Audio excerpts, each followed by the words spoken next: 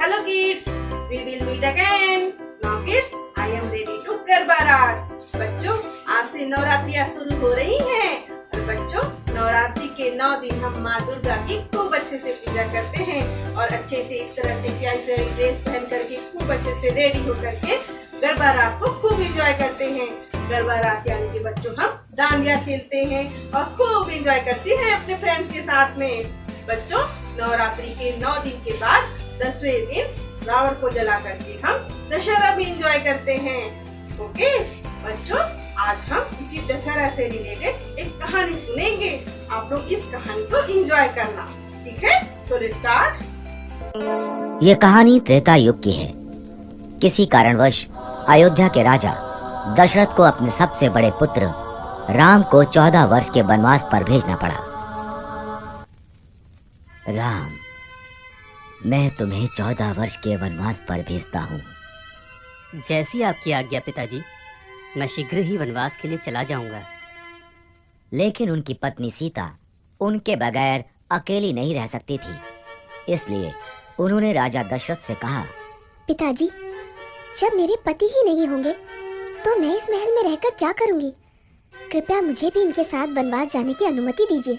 और फिर लक्ष्मण ने भी कहा, पिताजी, मुझे भी भैया राम के साथ जाने की अनुमति दीजिए, क्योंकि राम के बिना लक्ष्मण कुछ भी नहीं है। सीता और लक्ष्मण की विनती सुनकर राजा दशरथ ने कहा, समय मुझे तो मेरे राम से दूर कर रहा है, किंतु मैं तुम्हें तुम्हारे प्रिय राम से दूर नहीं कर सकूंगा।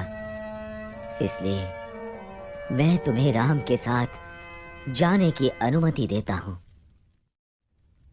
कुछ दिनों पश्चात राजा दशरथ से अनुमति पाकर राम, सीता और लक्ष्मण के साथ वनवास के लिए चले गए। वो तीनों वन में कुटिया बनाकर रहने लगे। सब कुछ सही चल रहा था। फिर एक दिन शूर्पणखा नाम की राक्षसी वहां से गुजर रही थी।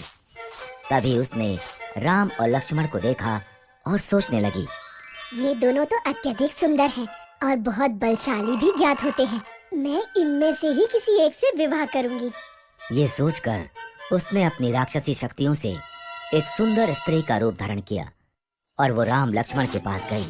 पहले वो राम के पास गई और बोली, हे तेजस्वी युवक, मैं आपके रूप और सौंदर्य से बहुत प्रभावित हूँ और आपसे विवाह करना चाहती हूँ।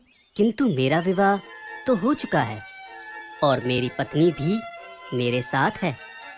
तुम विवाह का प्रस्ताव मेरे अनुज लक्ष्मण के पास ले जा सकती हो। वो इस वन में अकेला है।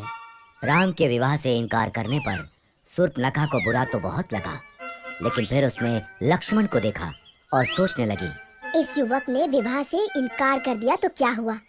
इसका भाई लक्ष्मण भी इसी की तरह दिखता है। मैं लक्ष्मण से ही विवाह करूंगी।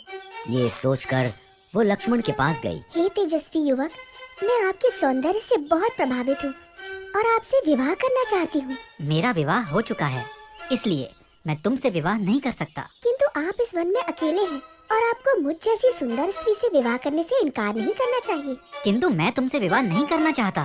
क्यों? क्या आपको मेरा रूप पसंद नहीं आया? ऐसा रूप देखकर तो देवराज इंद्र का भी मन पिघल जाए, तो आपका मन कैसे नहीं पिघला? शूर्पणखा की चिकनी चुपड़ी बातें सुनकर लक्ष्मण को क्रोध आ गया और उसने शूर्पणखा के नाक कान काट दिए। नाक कान कटते ही शूर्पणखा अपने राक्षसी रूप में आ गई।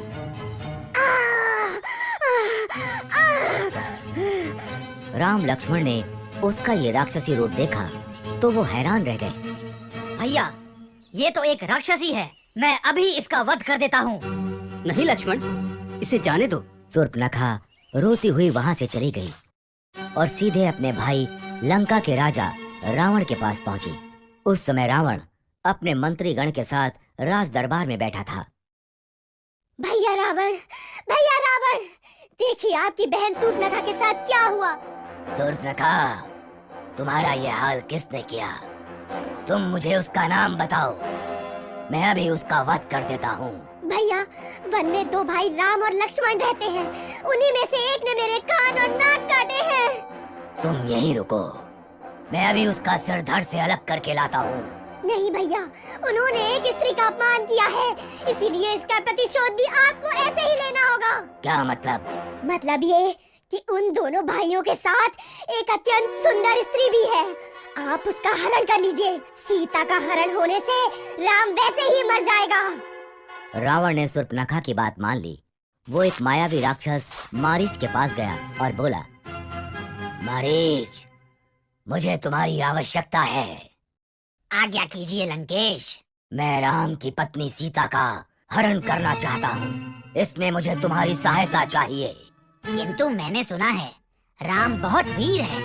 अगर उन्हें ज्ञात हुआ कि मैंने उनकी पत्नी को हरने में आपकी सहायता की है तो वो मेरा वध कर देंगे। और अगर तुमने मेरी सहायता करने से मना किया तो मैं अभी यहीं तुम्हारा वध कर दूंगा। मारीच समझ गया कि उसके पास अब कोई मार्ग शेष नहीं बचा है और उसे रावण की सहायता करनी ही पड़ेगी। वो दोनों वन पहुंचे। वहां रावण की तरकीब के अनुसार मारीच ने एक सोने के हिरण का रूप बनाया और वो राम की कुटिया के आसपास टहलने लगा। जल्द ही सीता की नजर उस पर पड़ी। स्वामी, मुझे वो सोने का हिरण चाहिए। ठीक है, मैं अभी उसे तुम्हारे लिए लेकर आता हूँ। ये कहकर राम अपने धनुष बाण के साथ उस हिरण की तरफ चल दिए। भागते भागते बहुत देर हो गई, लेकिन वो हिरण राम के हाथ नहीं आ रहा था। आखिरकार राम ने धनुष पर बाण चढ़ाया और हिरण की तरफ छोड़ दिया। बाण हिरण को जा लगा। बाण लगते ही मारीच अपने असली रूप में आ गया और आवाज बदलकर राम की आवाज में कराहता हुआ चीखने लगा, सीते, लक्ष्मण। लक्ष्मण, लगता है तुम्हारे भैया किसी संकट में हैं। तुम जल्दी जाओ। लक्ष्मण जानते थे कि ये राक्षसों की चाल है, लेकिन वो सीता को मना नहीं कर सकते थे। इसलिए उन्होंने कुटिया के बाहर बाण से लक्ष्मण रेखा बनाई और सीता से बोले, माता जो भी हो, आप इस लक्ष्मण रेखा से बाहर मत आना। और वो आवाज की दिशा की तरफ चल दिए। लक्ष्मण के जाते ही रावण वहां आया और तपस्वी का रूप धारण कर सीता की कुटिया पर पहुंचा।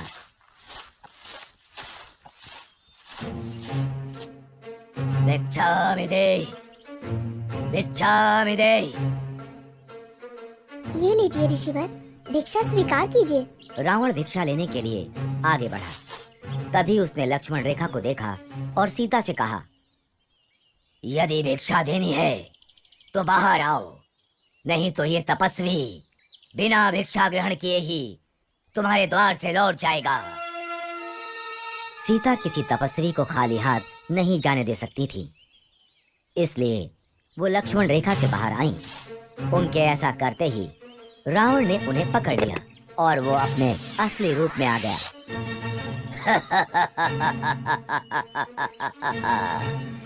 मैं कोई तपस्वी नहीं, मैं लंका का राजा रावण हूँ। और रावण सीता का हरण कर उन्हें लंका ले गया। जब राम और लक्ष्मण को सीता के हरण का पता चला तो उन्होंने सीता की खोज आरंभ कर दी। खोज करते करते उनकी मित्रता हनुमान, सुग्रीव, जामवंत और विभीषण जैसे महान और वीर योद्धाओं से हुई। और जब उन्हें ये ज्ञात हुआ कि रावण सीता का हरण कर उन्हें लंका ले गया है, तो उन्होंने वानर सेना के साथ लंका पर चढ़ाई कर दी। पहले राम ने कुंभकर्ण को मारा, फिर लक्ष्मण ने मेघनाद का भी वध कर दिया और अंत में रावण और राम का युद्ध आरंभ हुआ। रावण बहुत मायावी था। वो अपनी मायावी शक्तियों से युद्ध कर रहा था।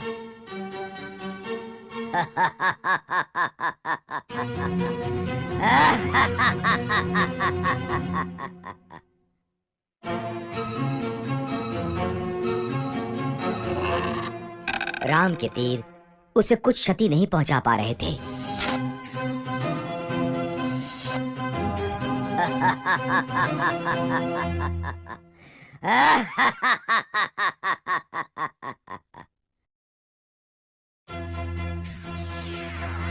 यहाँ तक कि राम ने रावण का सिर भी धड़ से अलग कर दिया, किंतु ऐसा करते ही अगले ही क्षण उसका एक नया सिर आ जाता था। ये रावण मरता क्यों नहीं? तभी विभीषण वहां आए और उन्होंने राम से कहा, प्रभु, आप रावण की नाभि पर वार कीजिए, तभी रावण का वध होगा। राम समझ गए और उन्होंने धनुष पर बाण चढ़ाकर रावण की तरफ छोड़ दिया। बाण रावण की नाभि पर जा लगा और रावण कराहते हुए धरती पर जा गिरा।